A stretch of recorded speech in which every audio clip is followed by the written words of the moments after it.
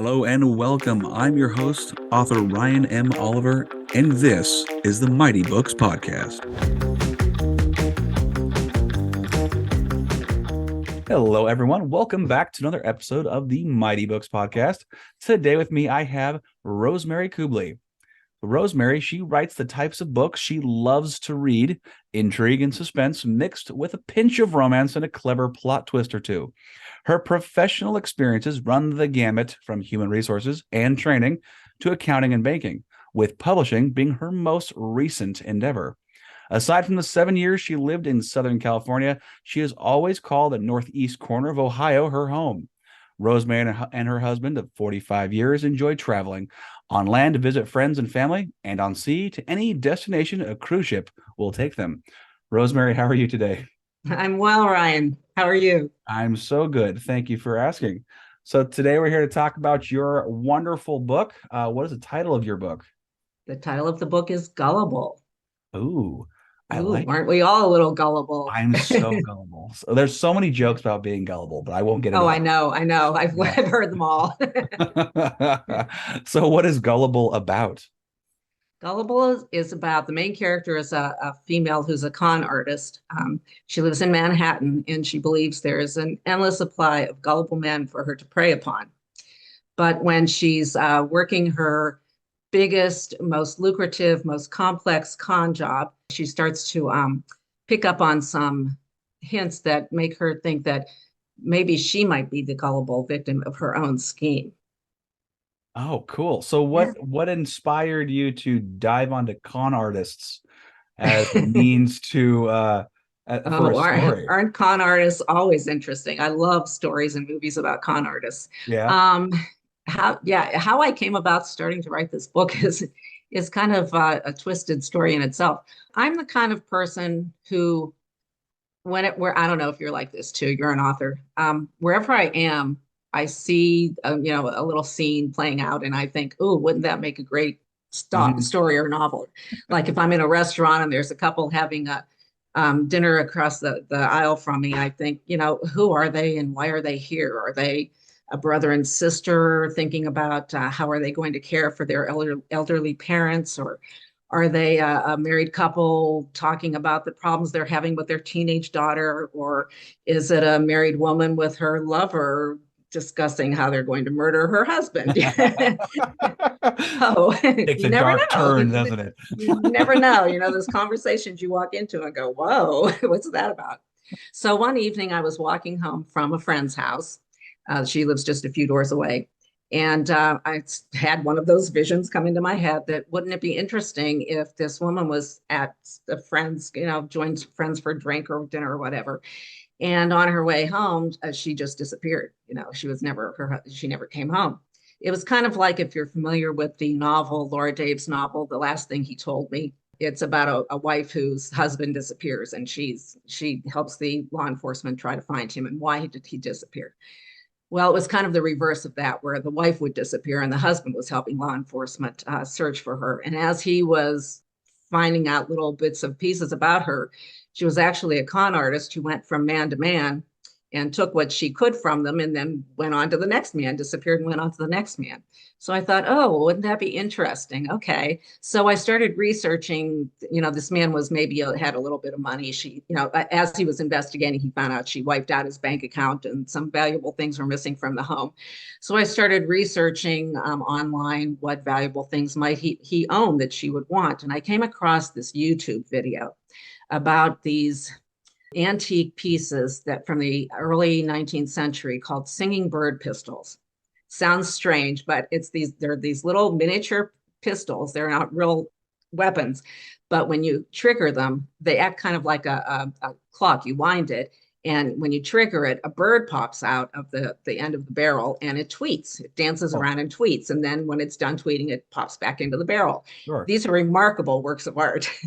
And I was fascinated by them. So I decided that that was what she would have stolen from this man. But since there are two of them, maybe he only owned one and someone else, perhaps his father, owned the other. So she would have this more complicated con of having to work both of them. So suddenly now she became the main character rather than the husband.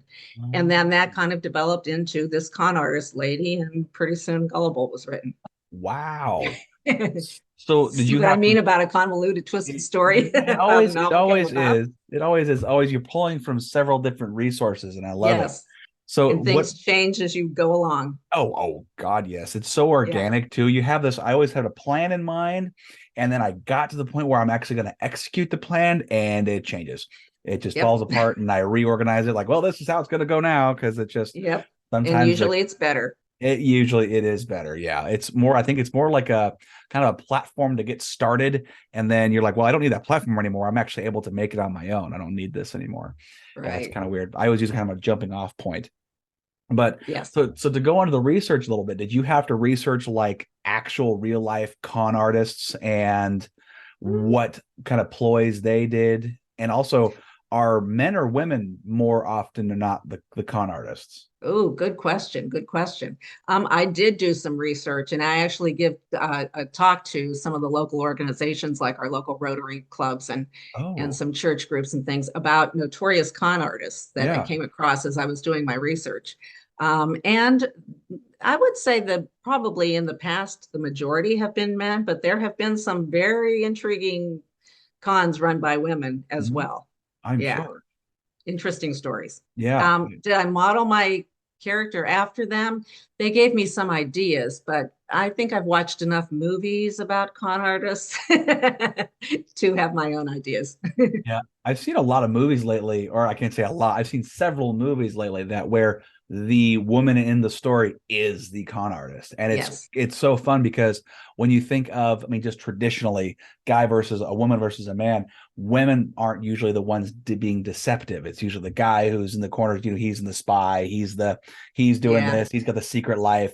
So it's always kind of interesting to me when the woman takes over and is now the con artist, is duping this trustworthy individual. Maybe he Yeah. doesn't deserve it. Maybe he does deserve it. Yeah. It's kind of an interesting, dichotomy there. I really enjoy that. Actually, there's a historical con. Oh gosh, it's so long. I want to say it was like right on the rise of the skyscraper. Maybe you've heard of this Okay. before. I can't remember the guy's name. I'm gonna probably botch the story, but anyway, it is quoted to be this building is the shortest skyscraper in the world, and it's Okay. only like 33 feet tall. So, Okay. which is not a skyscraper, right? Apparently, there was a No. new town that was developing, and they were jealous of major cities creating skyscrapers. You have a skyscraper, you are important. So Oh, they put okay. out for contractors to draw up plans and to build this building. So this guy comes in and says, "I can build you the greatest skyscraper, make you, you know, quintessential on the map, super important." And what he does, he draws up these plans and he sells them for ridiculous amount of money. Oh, yeah. And then what ends up happening is the person, I think it was like the mayor, whoever's in charge of the city, left for a little while. And the guy who drew up the plans, the con artist, took the money and ran. Right. The contractors came in to actually build the thing. And the mayor came back to see the progress. He goes, "Hey, where's the skyscraper? It's done already." "What do you mean it's done already?" He was only gone for like a few months or maybe half a year. Like, "What do you mean it's gone already? It's over here. The new building? Yeah, that's not a skyscraper." Well, we followed the plans. What he ended up doing We, is, yeah, you approved them. We uh, agreed. he Assume did this there. is His what you agreed signature was, on. yeah, his signature was there and everything. Turns out, the hash marks with foot versus inches. Yes. He put inches. Oh, Uh-huh. So he put how many inches was something was, and the guy assumed it was feet. oh, And wow. he was basically paid forward for all of this Oh my material gosh. and people, and just he got duped. And I want to Oh look it my up now. I gosh. can't remember. But anyway, I thought that was I'm a gonna have to fast. investigate that. It was Yeah. pretty cool. I saw it on a show documentary or something, and I want to look it up now. But sorry, sidetrack. That's okay. That's a fascinating story. Yeah, it was pretty cool.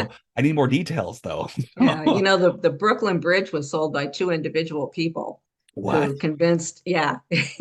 And when the police came because these people had set up toll booths to collect money for people crossing the bridge, they're like, no, you have been duped. And another Oh, man, a man in Paris actually sold the Eiffel Tower for scrap metal. what? Yeah, he said the city couldn't afford to keep this was in the early 1900s. The city couldn't afford to keep the Eiffel Tower in good repair, so they were selling it. He actually sold. Um, Now, fortunately, all of those men were convicted of their crimes and sentenced to life in prison. But how many people get away with their crimes? Probably Yeah. a lot. Probably a Yeah. lot. I mean, there's Yes. so many, and the con artists nowadays are getting very, very, very sophisticated Oh, with yes. all the Oh, with AI stuff. technology today. Mm, Yeah, it's kind of scary, actually. yes. Kind of frightening. But anyway, so how long did it take you to finish writing your book? Well, I started it probably about 2017, I want to say. And Okay. a lot was going on at that time. I was working full time. I had elderly parents to care for. I was getting ready to retire myself. So it probably took me about 2 years to write the book. Okay. I mean, is that And then including another year editing? trying to pitch it. Oh, okay, okay. Is that including editing and all that fun stuff too, or just the writing of the first I'm draft? gonna probably the writing of the first draft. Yeah. Then Okay. how probably 25 edits. And the funny thing is, it was so the genre that I write in, the novel should be around 100,000 words. Yeah. And my first draft was 137,000 words. So I Oh, had to go back and trim a lot out of my book. it's That hard took a to do. while. That took a Uh-huh. while, but it made it a much better story anyway. Yeah, Yeah. a little more brevity is sometimes better. Is Oh, sometimes yes. yeah, I've noticed it makes it a little more concise. People can eat it a little faster. So Yes. what feedback have you gotten from your book then? I've gotten some really good feedback, which is Good. very pleasing. Yeah. One of my favorite things is to meet with book clubs, which I'm going to be doing one of those meetings later this afternoon. Cool. And the women are loving it. And you know what surprises me? I would think that this type of novel wouldn't appeal to men, but there are at least 10 men that I know of who have read the book and have come up to me and raved about it. They Great. absolutely love it. Yeah. Yeah. So it appeals to both genders, and that makes me really happy. It's always Yeah. great when you can read to both now or pitch to both. So did your husband Right. read a lot of it and give you any feedback or He was kind of my beta reader. yeah. He is a well-read person and he's a critical reader. Okay. So I trusted him to give me some honest and really good feedback, which Great. he did. He made many suggestions. This doesn't sound right. I don't like the way you worded that. I don't like this character, blah, blah, blah. So yeah, yeah, he was a good source for me to rely on. Well, that's always helpful. I know beta reading is something that's hard to kind of give your stuff up to people, but it Mm, always ends up being for the the better better. because they Yes. can they can see things that you don't, and it just helps out a lot. It helps out a lot. Yes.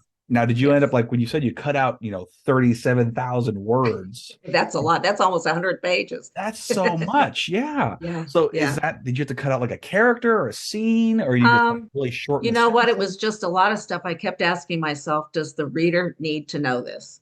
And if Yes. and if I didn't think it was important to the story, I think I cut out entire scenes, and I'm pretty sure I eliminated one entire chapter Oh, wow. because it just wasn't important.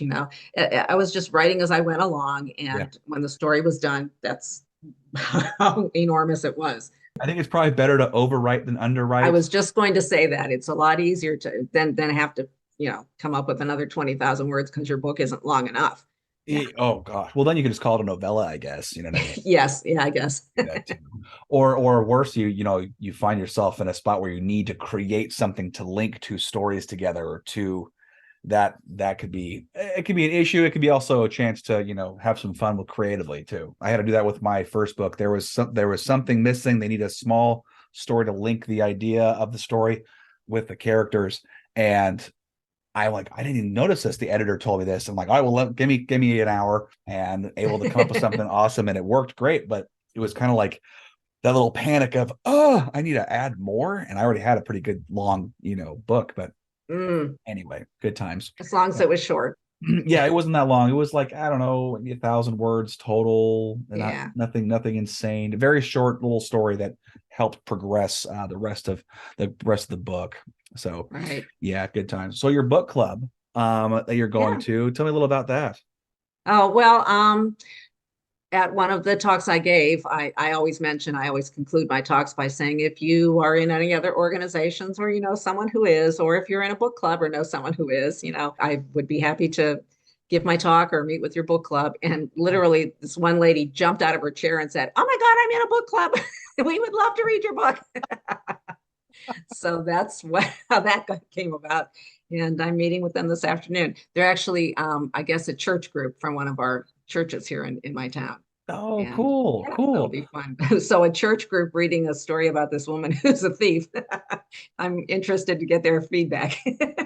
I would be too, honestly. I mean, it's good. It's good to pitch it to multiple, audiences, Yes.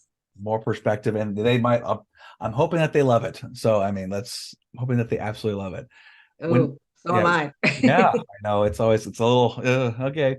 Yeah, When I always say everybody, I don't expect everyone to love it, but if you're going to be critical, just do it nicely. Yes, there. Yeah. I've read reviews online for various other authors, and I'm like, there's no constructive criticism there at all. There's nothing. But then I Yeah. love the people who give like, I loved this. I could have seen this more. I'm like, that's a review. That's a legit review that you want to, see as an author because you want you want to always get better. You want to Right. better your writing. Right. But yeah, but anyway, I always use my older stuff as kind of a gauge to how I'm doing now. I'm like, oh, I could have done this better. But you know what? Oh, yes. That's done. I'm moving on. I'll learn from it, and I'm just going to excuse, inexperience, and just keep learning from it. Right. Yeah. Right. We all So grow. yeah, we all grow exactly. So now with the future in mind, like seeing where you came from and all that, are you looking at making this into a series, or is this a one and Yeah. done kind of book? No, actually, I'd like to make it a trilogy. Oh, So I'm cool. currently working on the second book, about halfway through with it. Nice. And yeah, and then a third book. Yeah. Very cool. You got the premise done for the third one, or are you just waiting on the Uh, second one to get done I first? have a premise. I don't have the details worked out, but Right. yeah, yeah. Okay. Getting more beta And reads for that. with the same characters carrying through, Oh, because cool. a lot of people have said, "Oh, they wanted a minor character to take a major role in the next book," and I'm like, no, I don't think so.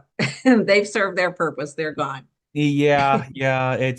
I've noticed they do that a lot with romance. They did a lot with romance and a lot with, I want to say, fantasy too, where they have, a secondary character who's like a buddy, a pal, or someone in the background who becomes the primary focus of a different book. Right. And that works for those genres. For yours, I would want to follow the con artist. Oh yeah, I mean, absolutely. that person's interesting. That's I don't well, even know the person. It's interesting. that's the theme that's carrying through all three books. Right. So she's got Right. to be the main character. I totally agree. And you got to follow her exploits and all her craziness. And, what Hmm. other things who else is she duping? And Right. is she gullible, as you put it in there? uh, and I was looking at your cover. I love the cover. It's Oh, yes. super simple and elegant. And it doesn't need to be anything else, but I Nope. really enjoy looking at the cover. It's very intriguing. Yes. Yeah. From the get-go, I always had this vision of just a piece of billowing satin or silk or whatever in the background with the necklace. So in the story, spoiler alert, you find this out pretty early on. This necklace that's on the cover is what she's after for the majority of the book. So I Oh, always had this vision of this billowing piece of material with the necklace free falling down the center of the picture. And cool. it came out almost perfect. The one thing that's better than my vision, I had a vision of maybe an ivory background.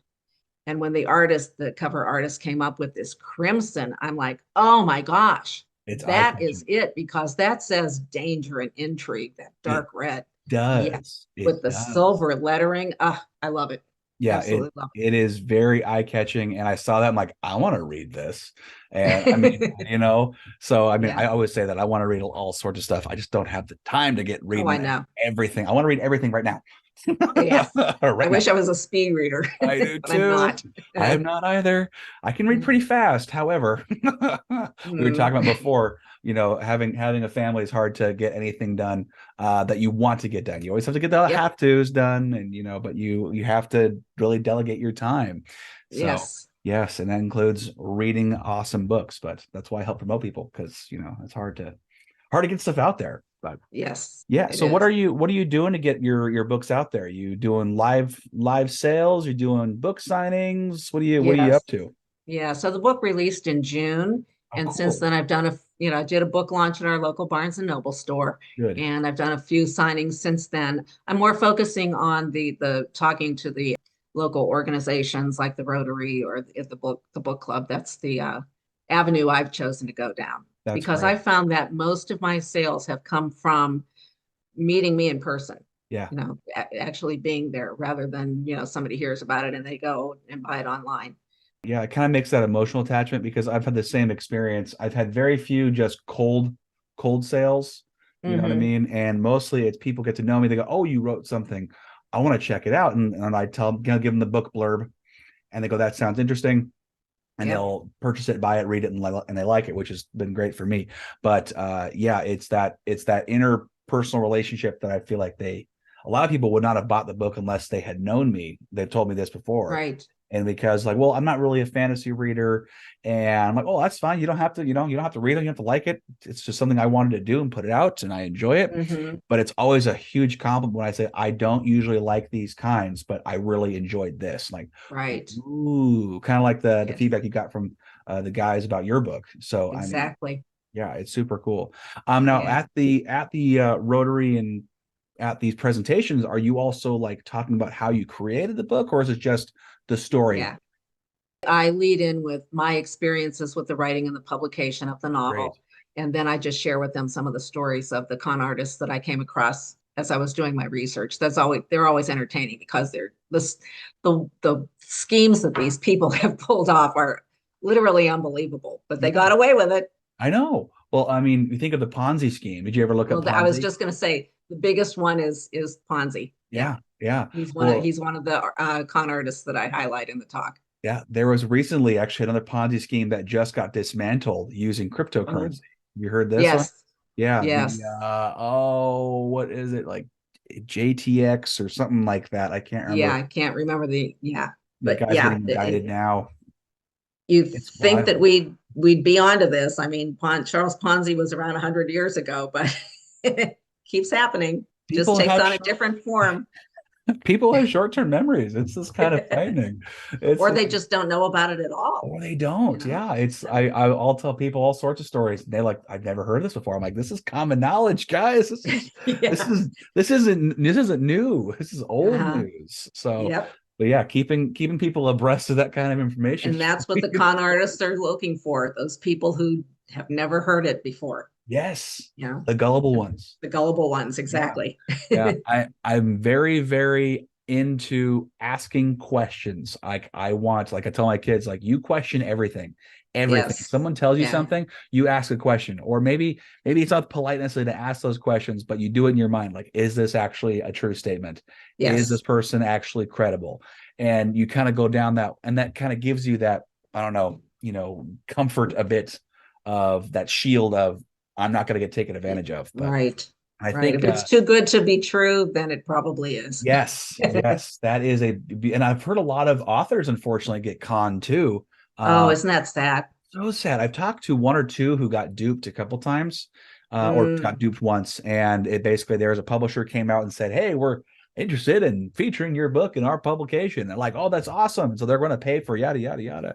But Yeah. oh, but you owe us, so you need to pay this much, and they do, and their stuff doesn't get published, and then actually the rights get taken. It's Oh my awful. gosh, that's Yeah. horrible. Can you imagine working on a book for 10, 15 years and then And then it gets probably if stolen? they tried to legally go after those people, they're nowhere to be found. Yeah. Oh, yeah. They're nowhere to be found, or they don't have a leg to Right. stand on. You know what I mean? Right. It's just like they Right. find it away somehow. So it's heart wrenching to think about that for the amount of work and time you put in Yeah. just to be swindled like that. It's sad that there are so many people in the world who are preying on other people. Yeah. I don't care for it And whatsoever. I say that tongue in cheek as I write an entire novel about a woman who does exactly that. Whoops. You know what? Yours is fiction. It's supposed to be fun. It's supposed to be your Yes. entertainment, Yeah. and you're Yeah. learning. I mean, and True. you're kind of True. getting the intrigue of, well, what other con artists are there? Kind of piquing that curiosity. So, I mean, it's good. You're not hurting anybody by writing that. But Well, and if after reading my book, it makes people more aware to be, yeah, yeah, to be a hmm little more questionable, like you said, question yeah, things a little more, then I've served a purpose. yes, yes. That is huge. That is so huge. So I was real curious when I was reading your bio. It said you were in human resources and training. Yes. What kind of training? Because I'm in training as well. Oh, I okay. do safety Well, training. I'm a lot Okay. older than you are. So when I trained, it was a whole different ball game. But Sure. um, right out of college, I was hired at a department store in our area, Oh, okay.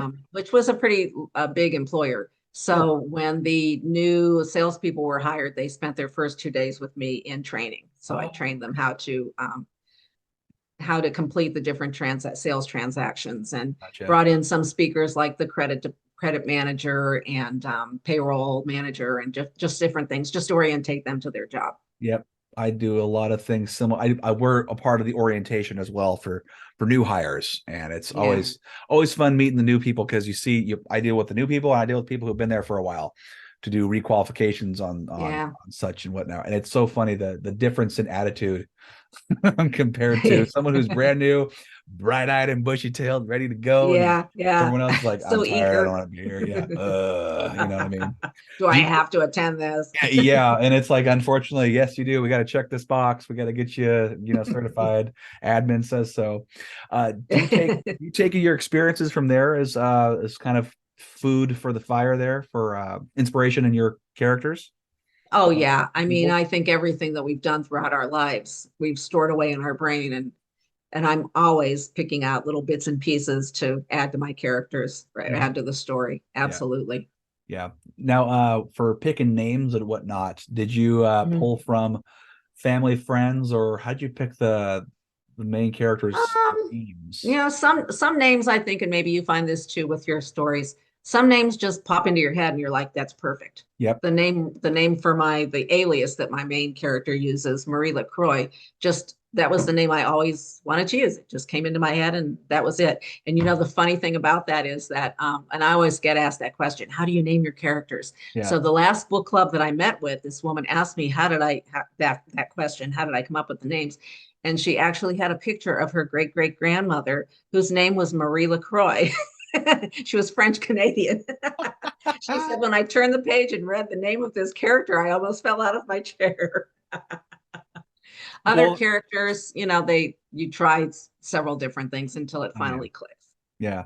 That's a happy accident. That's hilarious. Yeah. I love that. You have to put a disclaimer. These are not true events. This is not this woman's grandmother. This is not this person's grandmother. Maybe she'll become a Now, grandmother in the story eventually, but no, not. now, some of my good friends who have been kind and written reviews on, Amazon and Barnes and Noble for me, I am using their names kind of in disguise in my second book. So Cool. giving them a little credit, a Yeah. little thank you. Good. Yeah. I love when people do that. I did this in the current book I'm editing right now is there's certain and only family and friends will get this close family and friends will get these key phrases like certain people will say like oh what was something my wife's late grandfather he said something after he was done eating his meal and he'd sit back cross his arms and he'd look up and his plate's empty and clean. He goes, well, how was it, Dad? He goes, it was edible. So so I put that in there, stuff like that. Yes. Just like you can think of, your family or friends, and there's just that one or two details that just is instantly them. Do you put Yes. any kind of details for your characters like that in your books? I think some of my characters are combinations of different people I know. Yeah. I can't say that one character is based Oh specifically no. off of any one person. Right. No, but I agree with you. Using those little phrases that you Yeah. hear from different people. Yes, it's It just always fun. it just gives it a little more, attitude and a little more Veracity. originality. Yeah. Yeah. Veracity. Yeah, I like that. Yeah, a little It's more. relatable. I know somebody like that. I can relate to that. Yeah. Like And he's when you can relate to the characters, oh then you God. sold that book. Oh Oh yeah. yeah, yeah. That they are now a lifelong fan, and they're going to read everything you have, Yep. which is super cool. While you were writing, were you also reading, or are you just strictly focused on the writing aspect of your book? Oh no, I read too. You Yes, read I think too. that a writer always needs to read. I want to see how other best-selling authors, or even not best-selling authors, their styles of writing, how they Yeah. construct their stories, how they develop their characters. Yes, reading is extremely important if you want to Yeah. be a good writer. So I'm always my I have a little bench next to my reading chair, and it probably has 20 novels stacked up on it right now. So is my to be read file Nice. That's well great. It just stocked? keeps Oh getting, yeah. it never seems to get any lower because you just keep Oh adding my and gosh. taking away from it. Yep, yep. I see a bookstore, I can't avoid it. Oh my gosh. And unfortunately, one of my writers groups meets in the back of a bookstore. So yeah, double That's just, whammy. that's just temptation, just asking for it I right know. there. I You're know. like, this one. Oh, I need to go buy this too now. Yeah, are we done with our meeting? Because I'd really like to be shopping instead. Someone's talking, you're kind of looking back like, I Yeah. want to check out Oh, I that am. section. I am. They're reading what they're working on, and I'm looking at the bookshelf behind them, reading the titles. Oh, I love, we're Don't tell them always I looking, said that. yeah, we're always looking for another story to dive into. It's just Uh, it's so fun. I love it so yeah. much. Yeah, for mine, it was always when I was reading, while I was writing, I had to do a little bit of reading. I was a little worried that the other author's voice would enter into mine. That's why Oh, I yes. try to separate. So I'd have That to can be a really ask that. trap. I have to ask that question going, am I taking from this person or am I just liking their style, how they Hmm. structured something? And honestly, I took it as a kind of a vocabulary grab because Oh, I'd have a notebook next to me while I'm reading and like, ooh, that's a nice word. Write it down. That's a yeah. nice word, right? And then I Oh, go that's a good define it. tip. I might do that. Yeah. So it was just something kind of, it kind of made me, it helped encourage my uh keeping it fresh, I guess would be the word. Okay. Keeping my writing fresh because I would use the same words over and over. I caught myself like I can't do that, so I'd circle Yes. words I Yeah. use, find a different synonym way to phrase this. So when I go do my second edits, it was like, okay, now it sounds more original than Yes. and a little more, yeah, a little off Not kilter. so redundant. Yeah. Yeah, not so redundant. That's the word I was looking for. And I love word for that, that you can search, because I'll notice myself, seems like I'm using this word an awful lot. Yeah. So then I'll search it and it's appeared like 120 times. Whoops. Yeah. Yeah, and Um, and that's a beautiful thing. I keep saying this about writing. It's wonderful because you can go back, go, I can do better. How can I do better? Well, I use that word a lot. Let's a little diversify a bit, and we'll yes. we'll change it around. Right? I'm saying the same thing over and over. Let's get rid of that to not be so redundant. And But sometimes the word you replace it with is so much more spot on. oh It yeah, gives such a clearer picture. And yeah. isn't that a thing too? Like when I was before I started writing, really getting into writing, I would use synonyms really just off the cuff for fun. But now that I'm getting into what the each word means, I'm finding like there's fine lines Oh, between yes. like There's a definition and a connotation. And whatever yeah, that connotation is, yes. like I was listening to an interview. We were talking about podcasts before. I listened to an interview and there's one guy who's talking about the words envy and jealousy. And Ooh. yeah, and so I've always thought envy and jealousy same, right? But when you really Hmm. think about it, like you nail it on the head. It was like jealousy's ugly because jealousy, you want to take whatever that person has away from them because you don't Yes. have it. Envy could be like, I see you wrote a book. I want to be like that. I want to elevate myself Yeah. to you, not tear you down. I want to build myself up. So that was Yes. kind of, I think that kind of micro analysis, of words I started getting into more as I started growing as an author. So it was just kind of, maybe I'm hyper analyzing, but No, no. And you know what? I don't know. Are we nerds? I find that to probably, be so much fun. Yeah, probably. That is so much fun. That is one yeah. of my most fun things about writing is, oh no, I could say this so much better. And Mm-hmm. then I try, maybe work it 3 or 4 times until it just is, oh, I like that. Yes. Isn't it funny how you can work so long on such a small part of your story? Yeah, like a paragraph. Oh, two like a days on a paragraph. paragraph. Oh, yeah. I had talked to one author who worked for 2 days on a word, Oh single my. word. That Yeah. sounds a little obsessive compulsive Uh, to me. yeah. You know what? It does. And it did. I told him that. I was like, that sounds pretty kind of crazy. But you know what? The guy's gone off to win all sorts of awards and he's Oh, done well, very there you well. go. So yeah, he was very dedicated. So I can't botch it. It works. He got Yep. results. So Yep. but yeah, anyway, I thought that was really kind of interesting about the development of the talent, the craft, if you will. Yes. Yeah. Yes. So when you get your future books off the ground, are they going to be able to stand alone or do you need to read them in order? I think that I'm trying to make them be standalone books, Okay. but as all trilogies or all series, everything is better if you read the books that come before it. Yes. You understand the story so much better. Oh gosh, yes. I always want to read them in order. It doesn't matter if you can or not. Like I started reading Michael Connolly's The Bosch series. Oh, Yeah. one of my favorites. Yeah, mine too. Mine too. And I started way back in his first book. Was it Black Echo? Something like that. Yeah, That yeah. late 70s book. Drunk music.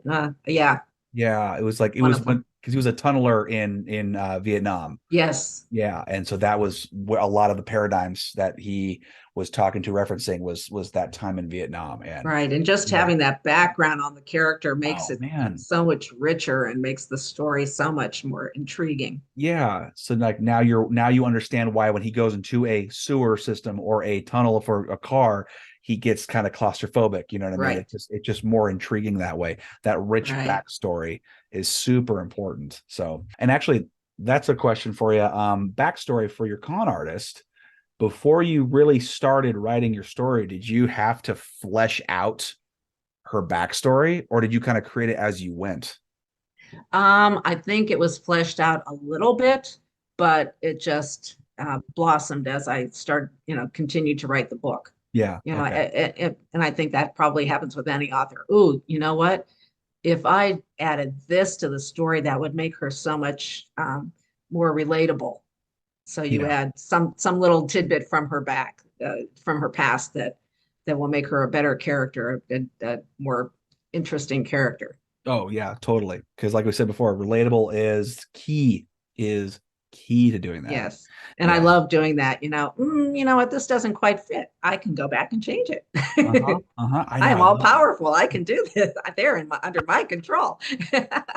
There is something to say about I that decided too. I don't like her with blonde hair. I'm going to make her a brunette. Yeah, there's something to say about that. You're like, I kind of feel omnipotent. This is Yeah. wonderful. When so It- much is out of our control in life, this is the one thing that it's yeah. going to be the way I want it to be. Yeah, I actually had a funny instance with the book I'm writing or editing currently, but there was like a character who I was like I created just for the sole purpose of he was going to die for some terrible scheme and he was going to be the Oh, consequence of that. I'm like, well, okay, and literally I was about to end his life, and I'm like, no, it's more interesting if he lives, yes. and ran with it. I'm like, oh my gosh, and I'm Good. like, I feel like God a little bit. Like this seems a little ridiculous, but so I was just laughing at myself. Like I literally could have just ended this character and not wrote him anymore, but I decided different. It was just Yep. odd, kind of an odd, I don't know, power thing. I don't know. I have no power, but it was just kind of interesting perspective. But anyway, Well, fun. It's to always serve fun. the purpose, some like they always say, sometimes you have to kill off your character for the Yeah, to drive the story, sacrifice them for the story. and it didn't serve the story well enough to kill the person off. It was like, you know what, it was better if this person lived and then saw another day somewhere else, and you saw a different side of whoever it was. So I was just Mhm. it was a good, I think it was a good call. Yeah.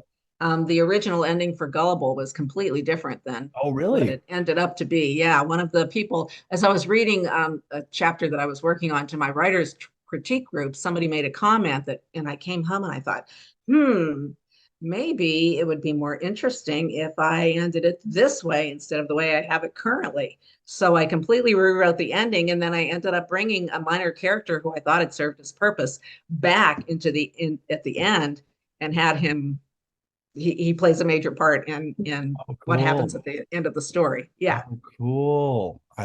I So love you it's just just those. never know what's going to happen. No, you don't, you really don't. And do you And find that sometimes your brain works while you're sleeping?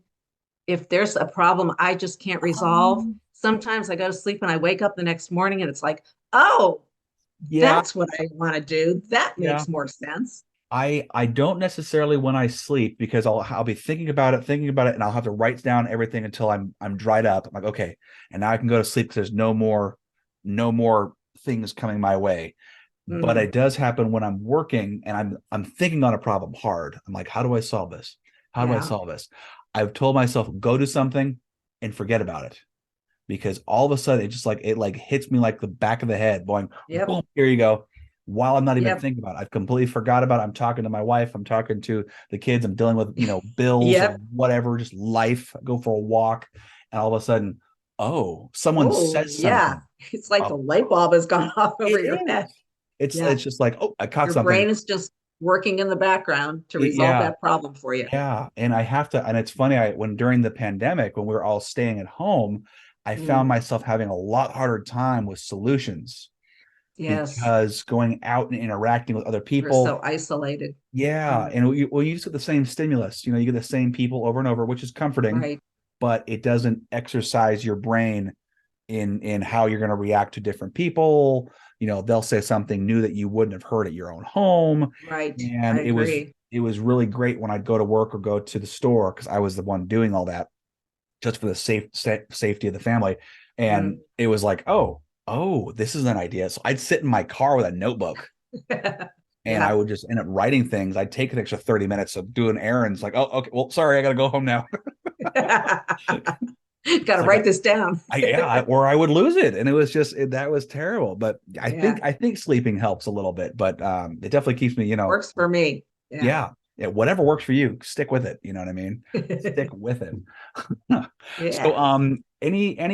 any advice or suggestions for budding writers looking to publish their works? Oh my gosh. Yes. Um, where do I start?